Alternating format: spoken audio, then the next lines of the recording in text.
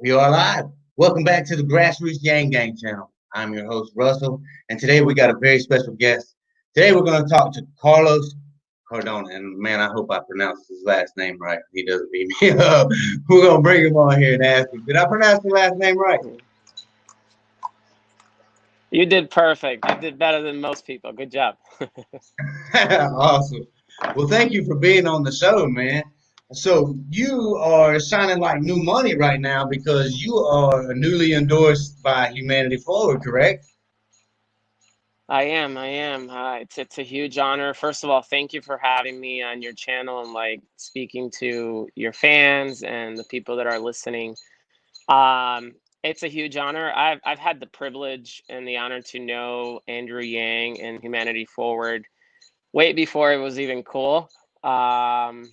I knew there was something special about what he was doing right when he came here to New Hampshire, and it was right. It was the reason why I was the first person to host him in the state and said, "Hey, let's do this." I actually went to him and I said, "Here's my card.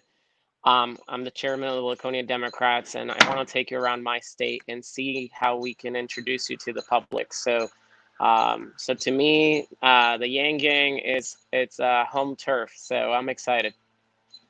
Talk about that for a minute, because what does that entail being the chairman? Um, so I became chairman at first by appointment. The chairman of this city had dropped out, basically resigned because she had bought a house in another district. And so halfway through the term in 2019, well, no, 2018, she had to resign. So at that point, I had ran for office. My name was starting to get known, and I had ambitions to bring my city and my area to a whole new level in politics. So basically, I just basically decided to ask for the nomination. I got appointed, and then I ran for office and won unanimously for the position. And then I decided that my goal needed to be to reach out to as many presidential candidates to highlight our region here in New Hampshire. This is an area like many people in the Yang Gang can relate to, that has felt left behind by politics. And I feel that that was like one of the main goals of Andrew Yang was to bring to the fold to people to get involved in politics, basically to bring them back to believing in the system again. And he did a phenomenal job because here you guys are. So I saw him, I saw his message, and I thought it was very interesting how he was talking about Puerto Rico on the campaign trail. I'm originally from Puerto Rico, so to me that was a message that was very important to me. And then of course UBI as a young person raising two kids, LGBTQ, I often see, and Latino, I often see like how we lack money to create our dreams, to go after what we want in our lives. And so the more I heard him talk on TV and I knew he was going to be visiting the state, I said I need to go and talk to him and tell him that I want to host him. And so I approached him, I gave his team my card, I spoke to him in detail, told him my life story, which is pretty public now since the Washington Post did a front page article profile. And he was very moved by it and very sincere about his opinion, about like his thoughts about what I had gone through and to be here in New Hampshire. And so he was like, yeah, let's do this. So I organized about 7 different events throughout the state for him, just touring him. And again, this was before anybody really knew who Andrew Yang was and what he was all about. So really, I feel like I was one of the pioneers to really set him forward in his journey to who he is now. Obviously, he has a huge, tremendous voice on CNN and across different platforms across the United States. So that was my main goal, to just introduce him to the public, and we did. I remember the first event we had about 60 people, and to us that was like a big thing, because in New Hampshire to get a crowd like that out when you're not very well known, and it can be tough, especially when the field was so crowded. So that's kind of how our relationship started, and I consider him to be my first presidential candidate that I hosted. I ended up hosting all 30 major names that were running. But if it wasn't for him, my city wouldn't have had the voice that it has today. I wouldn't have the platform and the voice that I have today. So I have so much to thank him and the Yang Gang, of course. And anytime I'm on social media or anywhere I go, the Yang Gang is always there to greet me with open arms.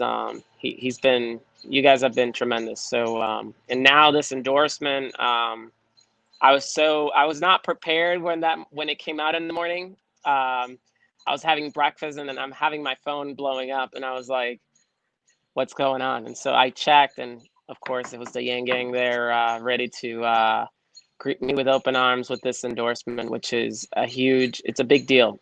In this city, quite a few people came out to vote for Andrew Yang.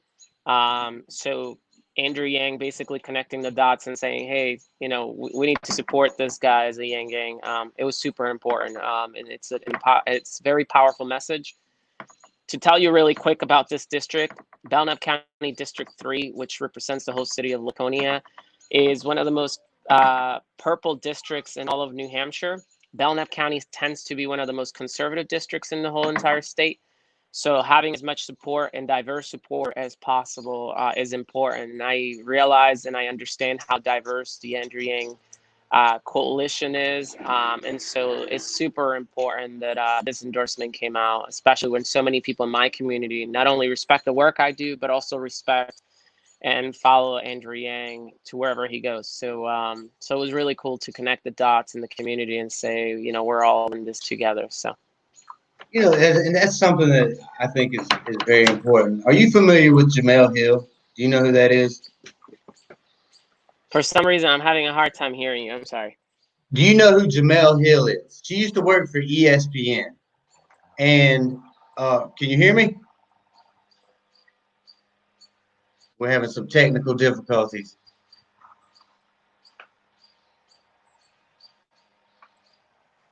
Can you hear me? Can you hear me? This is the joy of being live. There's now no I can hear you. Okay, good. Good. Okay, so I was asking about Jamel Hill. Do you know who Jamel Hill is? I do not know who Jamel Hill is. Sorry. She is a longtime sports analyst person. She used to work for ESPN. I'm not sure if she still does. But you were talking about the diversity in the Yang Gang, and she tweeted out, I think it was yesterday or the day before, and she talked about how if you vote for Donald Trump, you're a racist, and there's no wiggle room for that. And and I hear that, and I came from the conservative side. I'm a lifelong Republican. I changed over to the Democratic side to vote for Andrew Yang and to support him. And I was a Donald Trump supporter before. And no, I don't like the crap that he's doing. You know what I'm saying? But that same type of narrative was something that galvanized people against Hillary Clinton the last time out, when she started calling people deplorables and she started, bagging on, if you're a Donald Trump supporter, you're a racist. And this is the same narrative. And that's the narrative that lost Hillary Clinton the last time out. So talk about how we can solidify here in the Yang Gang, Sophie. Sorry, my daughter. Oh, it's okay. It's okay. So, I mean, I'm in the same boat as you. I'm surrounded by. I'm the only registered Democrat in the next 7 houses next to me. I live in a pretty conservative neighborhood. My partner, as a matter of fact, the Washington Post highlighted this. How could I live with somebody who voted for Donald Trump and that is a registered Republican? And the answer is the answer is very simple. Actually, as a matter of fact, the reporter spent 2 weeks trying to figure out what was the secret to our 14-year-long relationship and why are we together. And my answer was very simple. We Americans are not attracted to each other, or we don't create friendships or family ties based on politics. We make it based on what we have in common with each other, the love that we have for our country, the love that we might have for the freedom of speech, for the freedom to be able to assemble, or there are common things that we have on the ground that unite us. And I think we're so focused on the division of the rhetoric of division in this country that it's pathetic, to be honest. I'm glad I don't know that ESPN speaker, because I would have a lot to say about her. I have friends that have voted for Donald Trump. I have friends and family that continue to say that they like Donald Trump. It doesn't make them less my relative, less my family, less my friend, less people that I like. And I'm Latino. It doesn't make them racist. Just like if you have a black friend or a Latino friend, doesn't make you not racist. I think the same narrative, that the same argument could be made back. I'm actually disappointed by the people, the talking heads that are out there trying to sow discord and division amongst people. I mean, in my community, I was in AmeriCorps for 3 years. People don't see me as a Democrat. They don't see me as a Republican or an independent. They don't even see me as a gay Latino. They see me as Carlos, their neighbor down the street that serves our community, that spent 2 years on the ground lifting the most vulnerable. I mean, this is a 99% white district. So racism is something that when you talk about it here, first of all, because the community lacks people of color and Latinos, it's not something that we face on a day-to-day basis here. The conversations are very different. We're not talking about race here. We're talking about poverty. We're talking about, and to me, that's real racism. And I think white people, for the most part, have also been left to the side in this conversation. We've forgotten how poverty, how we've, in some communities, rural communities, we've completely forgotten about them. And part of it, some of the Trump supporters that I've spoken to have supported Donald Trump because they felt like he was going to lift their voice. At the end of the day, when I decided to endorse a candidate for president, I wanted a candidate that was going to lift up my voice, not put somebody else down. So I think we're finding ourselves in a similar 2016 election situation. And I hope people realize the big mistakes. I was lucky enough that I never really partook. I wasn't really active on social media during that time, so I never partook in putting people down. And I don't believe in that. I believe that we have to meet people where they are at. There's a reason why people vote the way they are, and maybe is a little bit of lack of education. So maybe we need to go to them and educate them about how their elected officials have been voting and how that's keeping them further entrenched in poverty. But at the end of the day, I don't, in my community, it's not a race issue, it's an economic issue. And so when they make comments like that against Donald Trump, it really doesn't help people like me that are trying to have a conversation in our community about wealth and income and economics. And then it gives them a more valid point that we're vicious political individuals that are out to get them instead of out to support them. So I think people like Jamel really is not really helping anybody, including Vice President Joe Biden. I've stayed on the sidelines after Bernie Sanders dropped out. I stayed pretty much in the silence when it came to presidential politics. I've been outspoken when Vice President Joe Biden has showed a lack of respect or understanding for young people. I've been very vocal on that, especially on legalization of cannabis, especially on the Green New Deal and stuff like that. But overall, I don't think either of these two presidential candidates speak to my heart. And I think when Jamel makes comments like that, it really does a disservice to people that feel like I do, that maybe are trying to find a common ground with a vice president to work together. This has to be a coalition. It can't be in a coalition. The meaning of a coalition is diversity, different groups of people getting together, basically lifting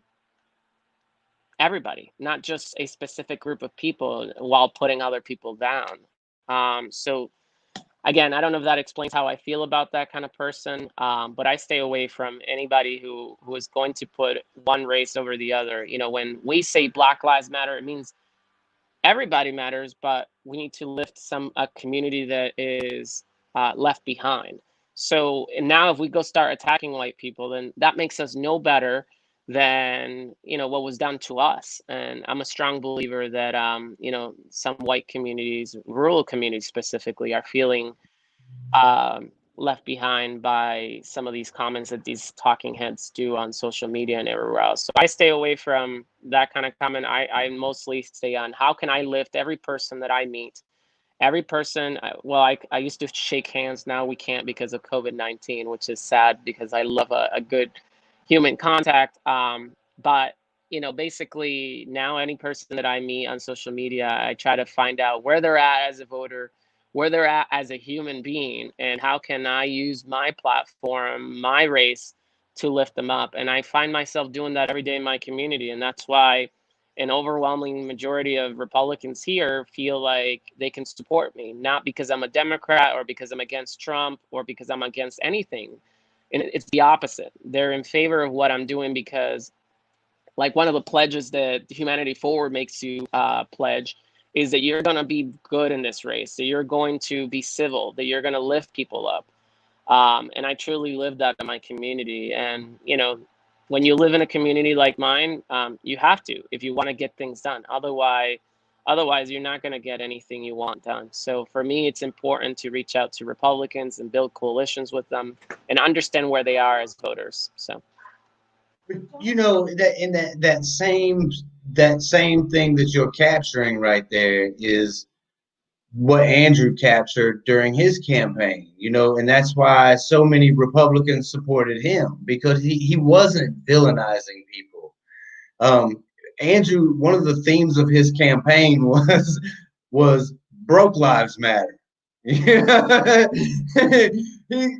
he saw the, you know, what the coming automation wave in this country and the displacement of all things, you know, and it's all communities. I mean, it's the robots are taking over everything. I mean, we just have to understand and grasp that, and we need to let the robots have the jobs, and let's try to create a better future. The problem that we're running into is we're seeing the disparity in this country just grow more and more. And now we're to a point, you know, once these moratoriums are lifted and once, you know, these stays are done with in these states that are opening up, we're going to have a huge crisis on our hands, because people haven't been able to pay their rent because they haven't been able to go to work.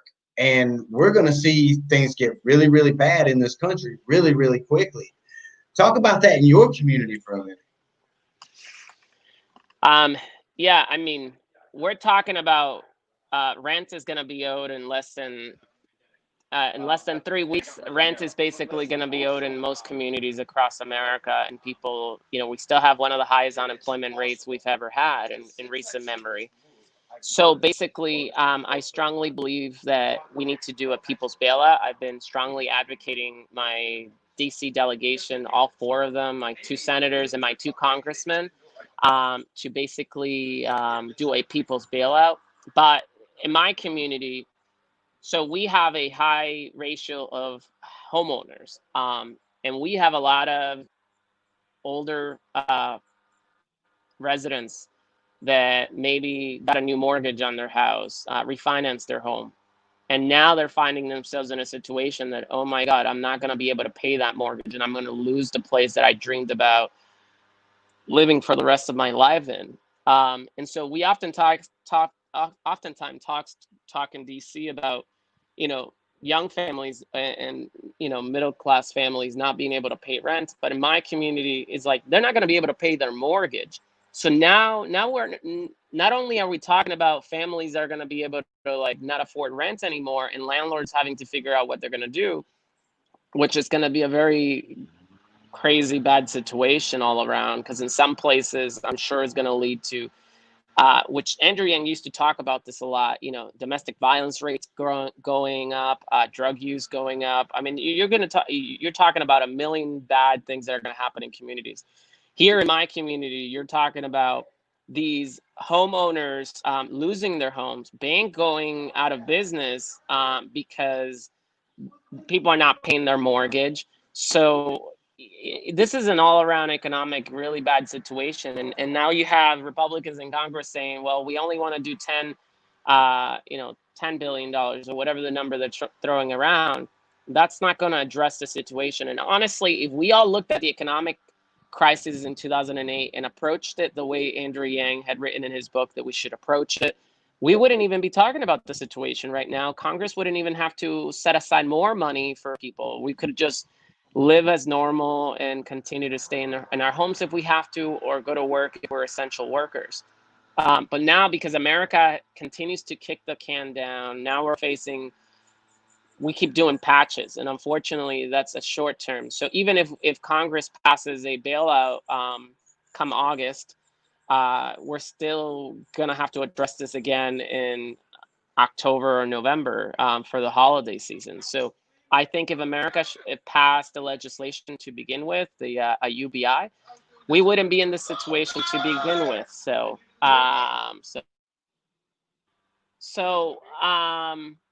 my suggestion is, we need to listen to Andrew Yang a lot more. And this is not a Democrat or a Republican issue. I talk to Republicans here all the time, but they're like, we desperately need this. The other thing is there's still a lot of people on unemployment. I happen to be one of them. I was laid off March 16th. I'll never forget that day. I came home so angry, not knowing what my life was going to look like. I just had a baby in January. My mom has cancer. I have a 5-year-old daughter. And I'm thinking to myself, like, oh my God, like, what am I going to do? And luckily, I'm in a better position than most people were, but I was still scared for my family what that was going to mean. And I didn't get unemployment until late April. So I went a month and a half on just my savings, and then my account went dry. And I was trying to figure out how I was going to, feed my family. So for the first time, it was really scary in my life. Like, I felt like there was nothing I could do. So I started reaching out to people in my community and like seeing like what their situation was like, and calling our congressmen and our senators. Luckily, Congress decided to pass the CARE Act and the HEROES Act. And luckily, like most of us were able to get through that short period. But now we're finding ourselves again. But part of it is the lack of leadership. And I wish more people would sign the Humanity Forward pledge, because if we thought about civility and how we can lift people instead of finding division and that's how you win an election, we would be in a much better place than we are today. There are countries that they had the COVID-19 was devastating, but they managed to get through and they're doing very good right now. We're not, because of the division in politics. Everything comes down to the division in politics.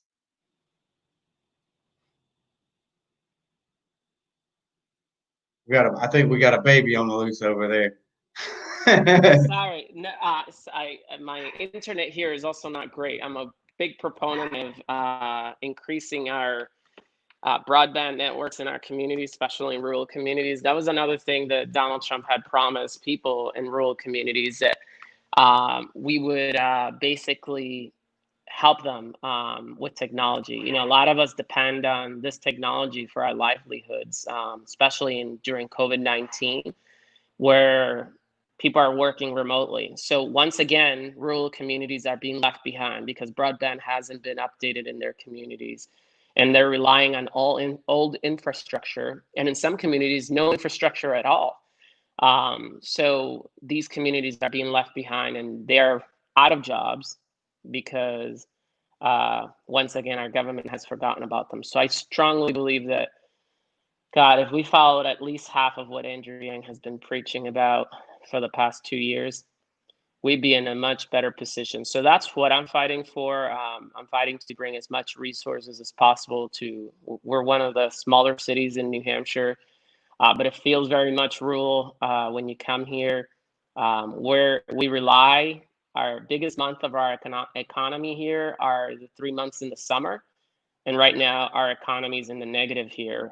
We rely solely. So Laconia is the city on the lakes. We're surrounded by 3 major lakes in New Hampshire. One of them is 72 square miles long, Winnipesaukee. And our economy solely depends on people traveling here because of COVID-19. That's not really happening. Or if it is happening, it's happening at a lower rate than normal.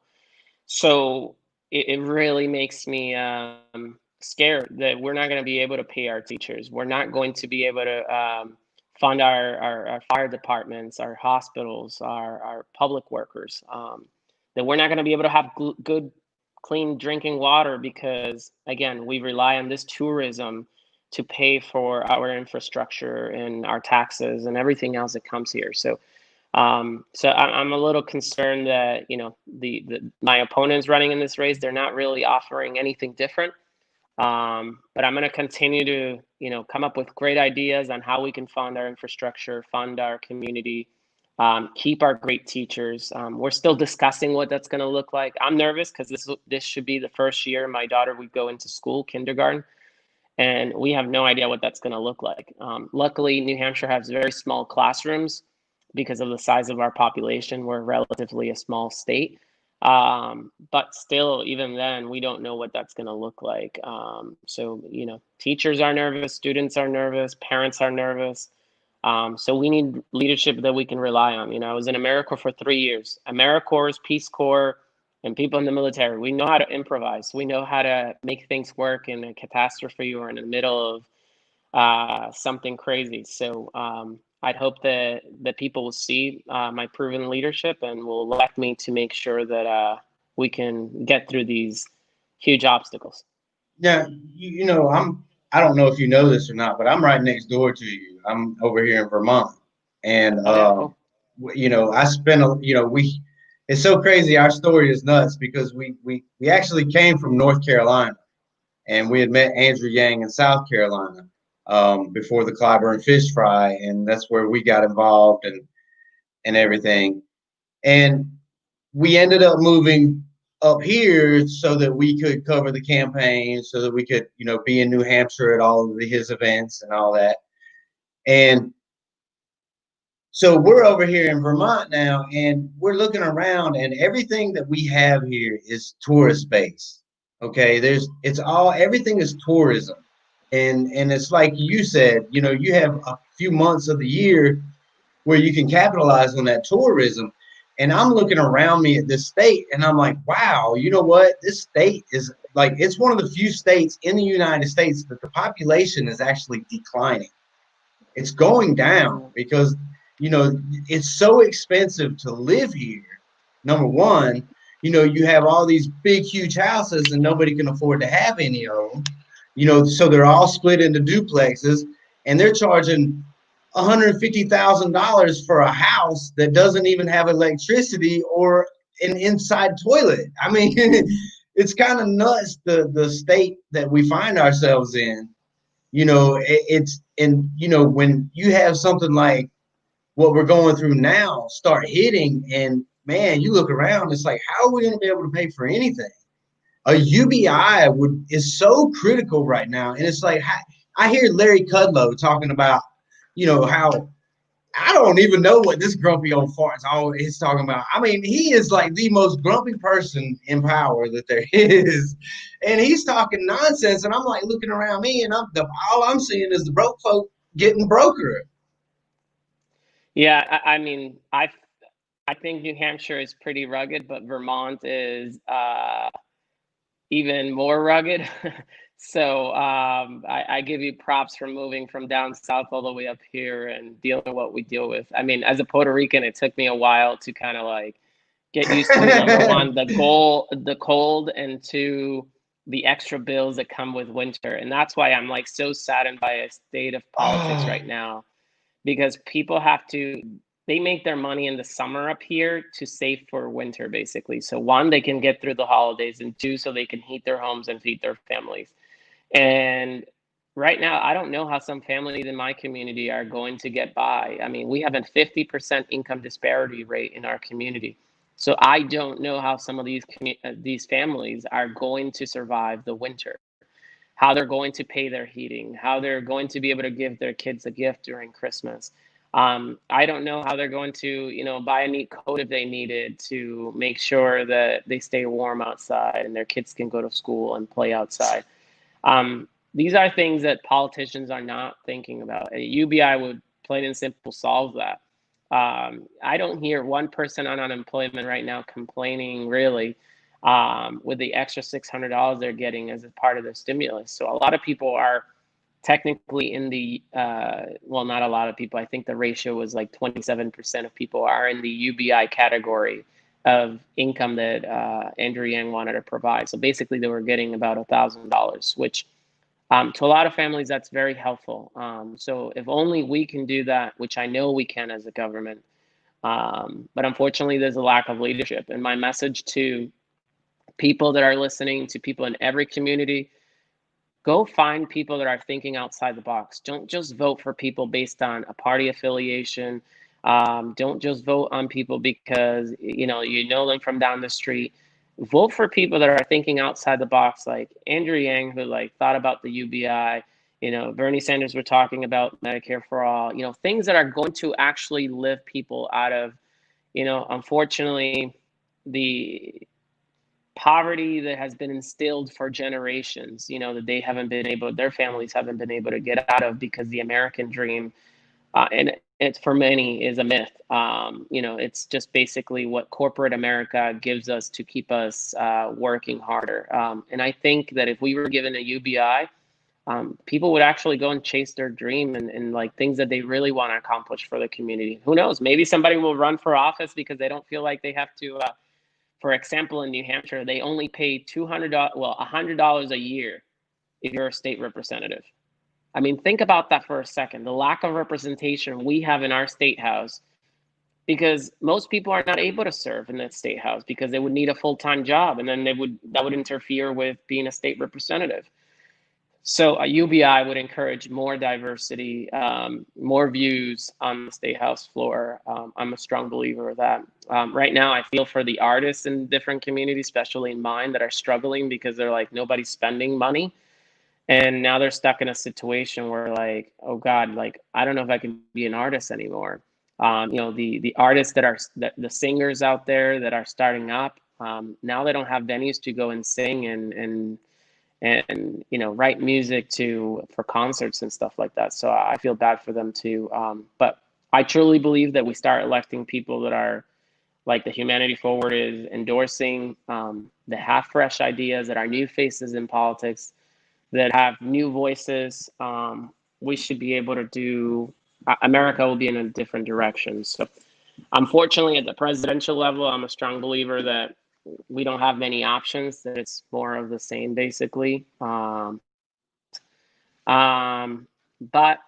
we can do a lot from the ground. We can basically do the unimaginable if we start electing people from the ground up, if that makes sense. For sure, and I wanna shout out Elizabeth and Nell. Thank you for the super chats. They're very much appreciated. This is, and if it wasn't for the supporters of this channel, I mean, we wouldn't be able to do what we do. And so we always try to shout those out, and we appreciate the support and the love. You know, it's crazy that you're talking about that because you know before we started this channel, we were in North Carolina and just miserable, literally living miserably. Not, you know, we were both servers at Olive Garden. You know, I quit my job working in the machine shop because it was so far away, and I went to work where she was working, which was at Olive Garden. And it's, you know, we busted our asses, and we were just like barely making ends meet. And it's so crazy, you know, you talking about unemployment. Well, you know, if I'm making more on unemployment than I was making at my job and you're having trouble getting me back to work, maybe you should pay me more. Maybe if it's that important to you, maybe I should make a little bit more. I think that that's a direct indictment on these companies' predatory practices. I agree 100%. There's a lack of appreciation for humanity, for humans, for what we do. I think we've lost our humanity in this economy, and that's why I'm a strong believer that there needs to be a people uprising. And I don't mean a revolution. I mean more like we need to like tell our corporations like, hey, enough is enough. This is not working. And I think that's why unions are so important, because we're able to do that through them. But even then, my first job, so I came here to the state of New Hampshire as a homeless 16-year-old. I lived on a tent for 6 months in the Merrimack River. I saw some things that I would never imagine that actually, I never thought these things happen. And there's like a whole tent city of young people. At the time, New Hampshire had one of the highest homeless rates in the country. And then I got my first job, which was McDonald's. And I remember working for, I think it was like 6.25 an hour. And I was walking 2 miles, about 2 miles to get there. And then working there for 9 hours for 6.25 to go back and living in my tent. Like that, this is the America that still exists today. This is, I mean, that was about 14 years ago, but it's still happening today. This is the America that is still happening today. So my advice is people need to start rising up and just saying this is not okay. And if it means not showing up to work, and they need us more than we need them. So so we need to tell them like enough is enough. But in the meantime, I'm encouraging everybody to call their representatives, to call their senators, and not ask, but demand that they give a people's bailout for the remainder of this coming congressional session, so that unemployment is extended and people get a people's bailout of, I'm asking for at least $2,000, but I know that unfortunately Congress doesn't seem very eager to do anything. So I'm happy with anything right now, but 2,000 is what we should be asking for and aiming for,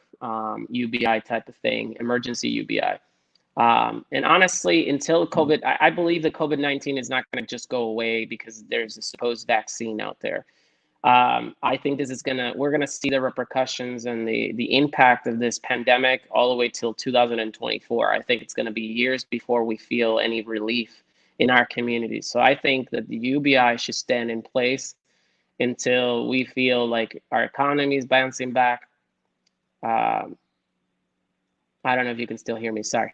Yeah, we Like, hear. you know, our economy is, bouncing back, and not only the economy, just like Andrew Yang, he was preaching that we need to measure our economy not by the GDP, but by how happy people are. So I think this is a great way to start a conversation. You know, one of the things that I hear the most in my community, regardless of how tough this pandemic has been, is how grateful they are about the time that they've been able to spend with their kids, with their family members, taking care of them. And I think we as Americans, especially the younger generation, is starting to find out what life is all about. You know, finding your happiness, finding the things that you really want to do in life. And a lot of people have been forced to do that because you're stuck at home. So you're like, oh, I want to do, I want to start painting, or I want to start gardening. And some people have been able to do that. And I think we need more of that. So until us humans, regardless of where we come from, Puerto Rico, South Carolina, Vegas, California, Oregon, wherever in the world you may be, China, Venezuela, until we start putting ourselves first and standing up and saying, you know what, we're not being treated with decency in our workplace. We're not being treated with decency in our communities. Until we stand up and say enough is enough, nothing will change. But, one thing that I have learned is, if you look at the Black Lives Matter movement, they have shown that they can change things. If you look at the Yang Gang, they have shown that together there's power in numbers and you can change the conversation. I mean, think about it. Nobody was discussing UBI 2 years ago. Like, it was unheard of. I remember running in 2018, and that was not even a conversation, not even a dream. If you would have told me as a candidate, hey, I really want UBI, I would have been like, you're crazy. That's never going to pass anywhere. And not only we implemented it this past spring, temporarily for people, some, not everybody got it. But we're actually discussing continuing to do it. And this is how, for me, Medicare for All started off in 2016, or the Green New Deal. These were things that were impossible to be talked about in politics. So you guys have already done something that was unimaginable. So that right there should be proof to all of you in the Yang Gang that together we're going to do amazing things. But we obviously have to elect good leaders in our community. So go find them and go to the Humanity Forward website, find out who those people are, support your own. That's super important to stick together when it comes to these issues policy-wise. So I don't know if I'm making a lot of sense, because I can talk about these things forever and I'm very passionate about it. I know that it's saving people's lives. I know people in domestic violence situations, and when they received the stimulus, they were able to say, hey, pardon my language, but F you, I'm leaving. I'm going to create a better life for myself and my kids. I know people that when they received the UBI, they were like, you know what, I'm going to invest that money on buying some more stuff to make sculptures. I actually created a few in my home and I posted it on Instagram. So like, people are following their dreams when you give them the resources to do it. And we should do that, more of that in our community. And yeah, and like you said earlier, machines are going to take certain jobs no matter what we do. So it is super important that we basically let that go and let those machines take those jobs and find ways to basically take over other jobs that are upcoming, or find ways to fund people like the UBI, for example, so that we can, machine and man can coexist basically. Otherwise, we're going to continue to see the increase in poverty rates in our communities, especially in rural communities where machines are taking over pretty much everything from a drive-through at McDonald's to a hospital. Now you're having surgeon robots. Those are high-paying surgeon jobs that these robots are taking. Farms are completely full of robots just doing the job that humans just used to do. So if we don't find a solution, whether we like it or not, if we can't come to an agreement, then they're just going to take over. So Yeah, it's so funny that you was talking about working at McDonald's and being homeless, because I went through that very same thing. I was in the town that I was living in, like my car was supposed to be repossessed because I couldn't afford to pay the car payment on it. I was homeless. I was living in my car.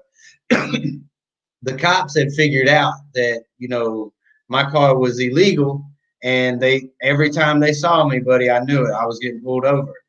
And eventually, my car got taken, and I'm living in the woods outside of the McDonald's that I had just applied. I just gotten a job there, and that car was like my only lifeline.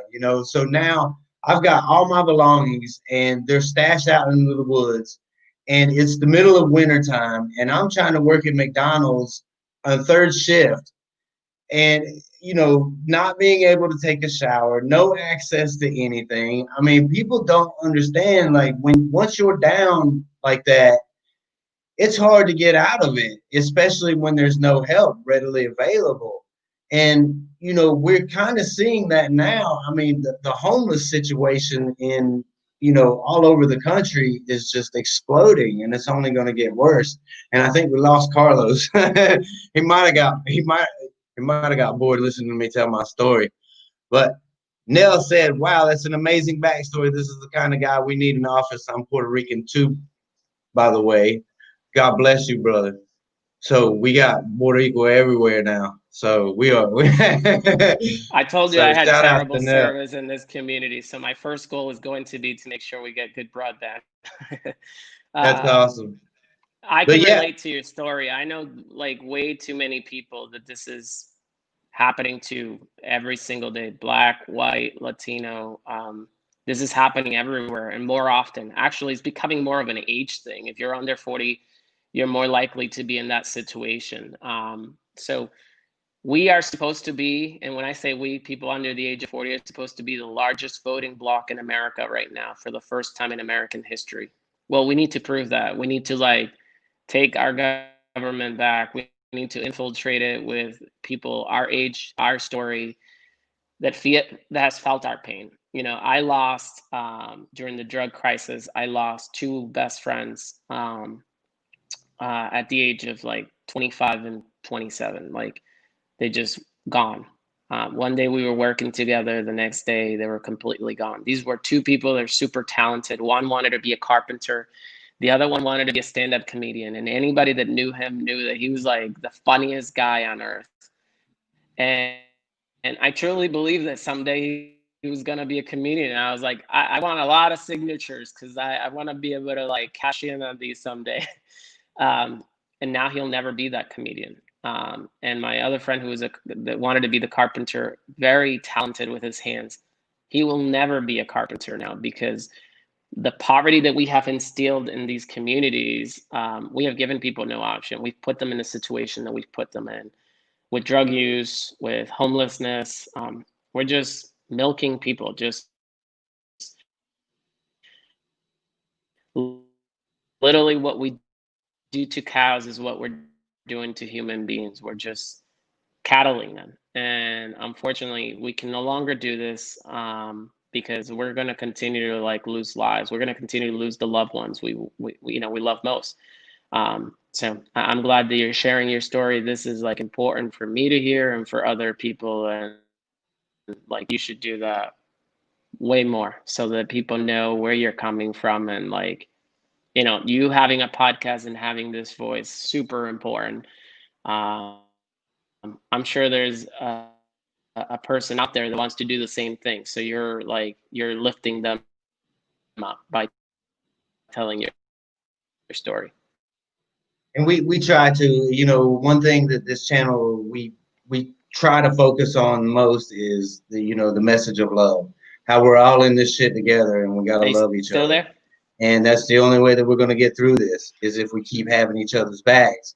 And you know, that means not cancel culturing everybody. That means you know, enveloping those who have different beliefs or different lifestyles into a big old hug and standing with them and being unified. And Andrew he was that voice. He was that unifier.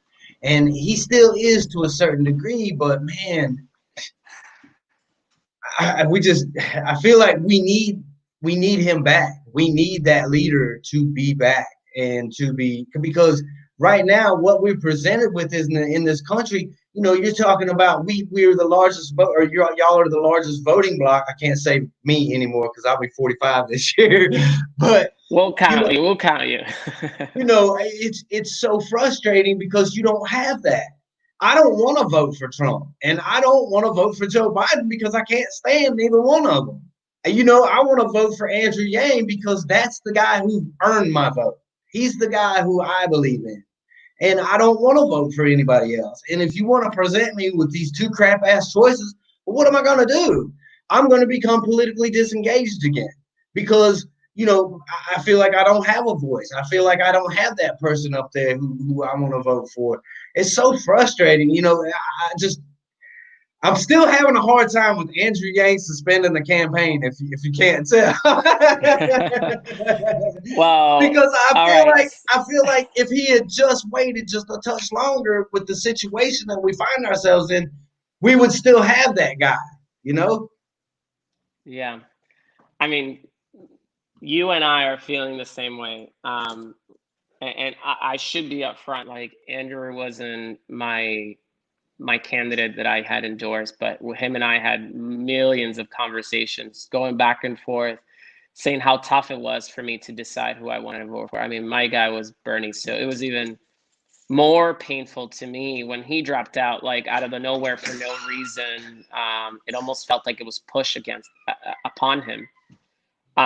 I've been involved with the party for a very long time, and I can tell you that it's disheartening what's happening in our country, what's happening to our party, really. That said, there is a silver lining. There are so many of us, and when I say us, I include you in there, that we just need to build that coalition that is just going to unite, you know, the Bernie-crats, the Yang Gang, and whoever else wants to join that. That our purpose is the same thing, which is lifting each other up, and just being good to one another, while at the same time passing and promoting and advocating for policies that are people oriented. So to me, I feel your pain. For me, it was a little more recent than you. I was actually shocked when Andrew Yang dropped out. Oh my gosh, I was mad, cuz I was mad. And I won't tell you the discussion we had, but I was like, Andrew, you know, but when you're a candidate, you do what you got to do. So I respect them. I know it's not easy. I mean, it's not cheap either. New Hampshire is one of the cheaper states to run for president. It's like just $1,000, and you like, and I know $1,000 is a lot to you and me, but like for a presidential campaign, that's nothing compared to some other states. You have to hire staff. You have to get 50,000 signatures or whatever else, which that costs money. So I understand where some campaigns come from, and they do what they got to do. I was just as disappointed because I wish we had ranked choice, because I had my top 3 that I love, that I was just like, and I think if we had ranked choice, we wouldn't be in the position that we're in today, because we would all be able to determine the top 3, and you know who's basically one of them would be elected, and a lot of us would be very happy. But yeah, I was devastated. I took a whole week off social media. I shut my phone off. I didn't talk to anybody. So I understand. I reached out immediately when Andrew Yang dropped out. I reached out to all his staff because They are the most kind human beings I've met on the campaign trail. And I got to meet thousands of staffs. When I say thousands, I mean thousands. Like, there's so many here. And I'm sure you got to meet some of them because you were up here. I remember seeing you at the 100 Club dinner. And I think you were here for the convention, the state convention too. I remember seeing you and your crowd I was on the ground passing out signs. I don't know if you vaguely remember me or not, but so basically, I felt the pain. I felt like I felt for these staffers that gave all they had. They moved, they left their homes, left college, left everything to follow the person that they believe in and dream about being our leader next.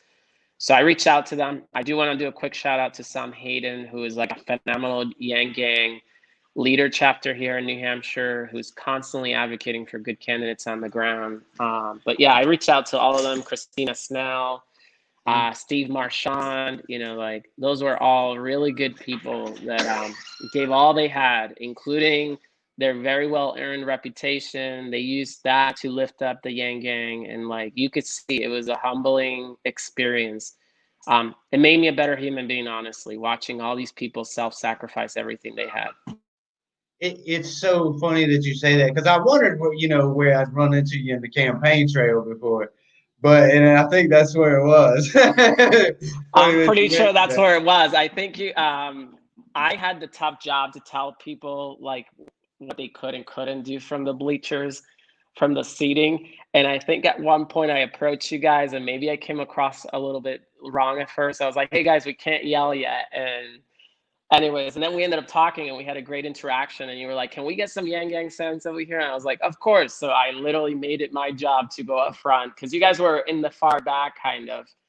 So I was like, I gotta make sure they have signs first to keep them happy about this experience here because it's a pretty large stadium and there's so much going on. But I remember you guys very vividly and like it was. I've always loved my experience with the Yang Gang, and even when I was in my journey to have conversations about maybe convincing them to support my candidate, always was a pleasant experience and a good interaction, regardless whether we agreed or disagreed on our candidates. I never had a bad experience. I think we all knew that we were on the same boat together, that we were outsiders to the system, that we were the underdogs, and we were in that together. A lot of the times our voices are discounted or ignored. So. And I think that's what kept us all together. And that's why this endorsement came about, because Andrew knows that I will fight for people, regardless whether you're a Republican or Democrat. I like fairness. I like to make sure that we all have the same chance. If we're going to start a race, that we all have to start in the same spot and we all have to have the same ability to be able to get to the other side. And if not, we need to lift each other. I'm always moved when you see somebody in the Olympics falling and then their competitors literally stop and to pick them up and finish the race with them. Like, to me, I'm always moved by that because that's what it should be. At the end of the day, yeah, we might be different shades of color, but that's because of where we were born in the planet. The sun basically give us a different shade of color. That's all it is. But at the end of the day, we're the same human species, and we should be helping each other. And we're the only species on this planet that actually focuses so much on division and how we can tear each other apart instead of like, how can we lift each other? How can I make sure that you have food in your table when maybe I might have a lot of food on my table? And that's a beautiful thing. Carlos, it's like you said, we need to believe strongly in how we can lift each other up. And I never, 14 years in politics, never have given that up. It's so beautiful. You're starting to pause on us again. So what we're going to do, man, is just, I agree with you. We got to start acting like one race, the human race, and realize that it doesn't matter your damn shade of skin. It doesn't matter. I mean, come on. It's like, are we still like fucking, why are we dealing with this still? Why are we dealing with this still? Oh, sorry. It's okay, man. It's okay. But I want people to be able to reach out to your campaign, support your campaign.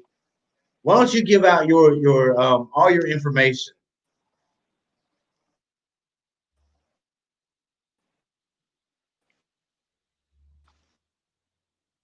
Can you hear me?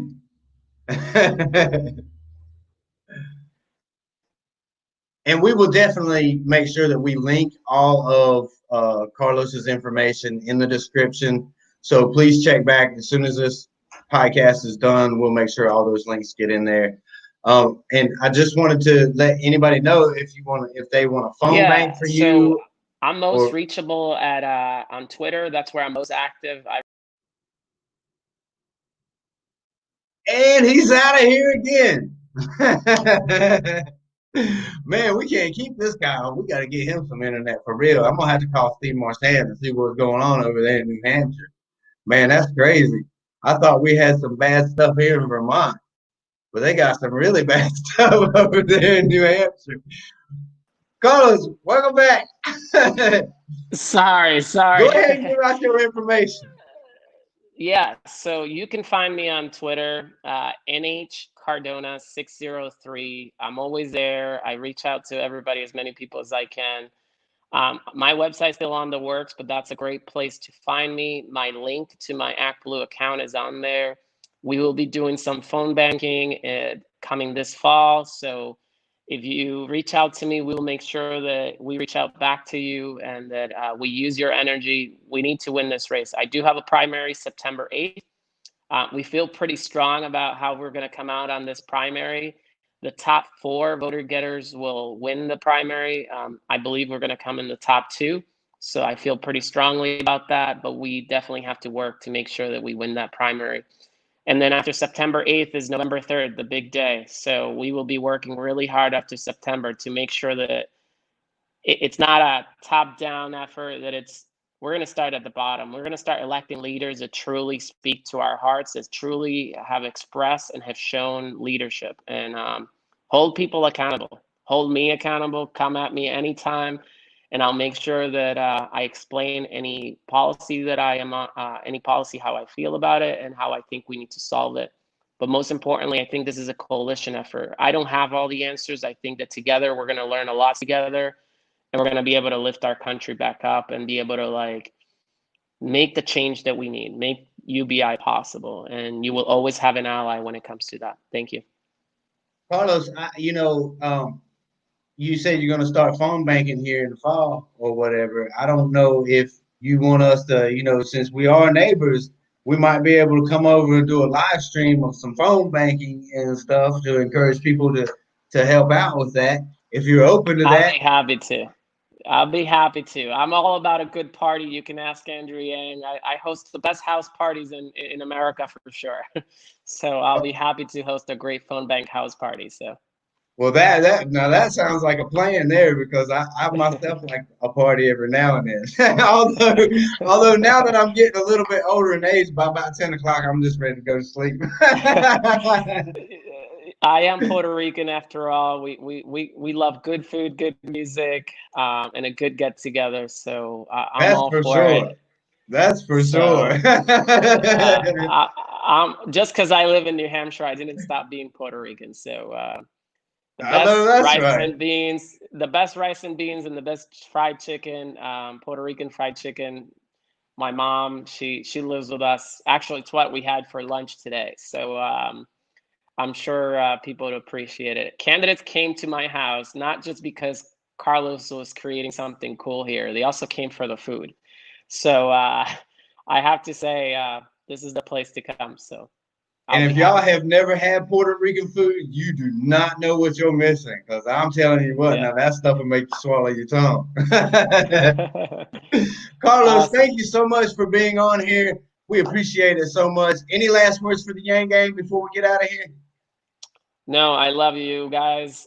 Truly, from the bottom of my heart, it's an honor, a humbling experience. I wouldn't be able to do what I'm doing and be where I'm at without the voices that are lifting my voice. And I'll never forget where I came from. And number 2, I know there was a request for me to learn how to do the Yang Gang sign. I have no Yes. idea. Okay. So we're gonna walk you through this real quick. I almost forgot, and I'm telling you what, if I had forgotten, Tyrene would have, she'd have had my head. So yeah, I understand that you were responsible for Mini Yang getting his Twitter account. So Mini Yang was the one that actually came up with that. So all you got to do is tuck your thumb.